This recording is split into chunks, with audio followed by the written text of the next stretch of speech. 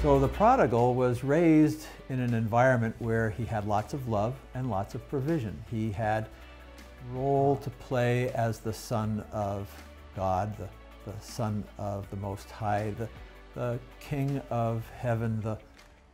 Well, it was like being protected and raised up by a master who knew how to raise up kids. And yet, for some reason, and we're going to dive into that he didn't appreciate that. In fact, he thought it was better somewhere else. This is the old grass is greener on the other side of the fence story. So he decided to leave, but he wasn't completely without his wits about him. He decided to ask for some provision, so he got his inheritance and he left.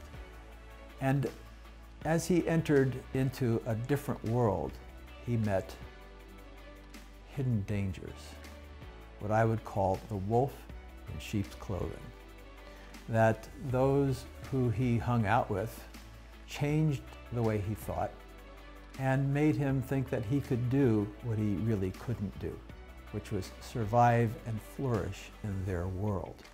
In fact, as they say, he crashed and burned. He ultimately ran out of provision and ended up feeding pigs.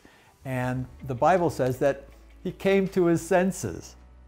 I think that's the most classic one-liner I've heard in a long time, especially for the mental domain, that we would come to our senses and say, I had it much better when I was living with my dad, I'm going back.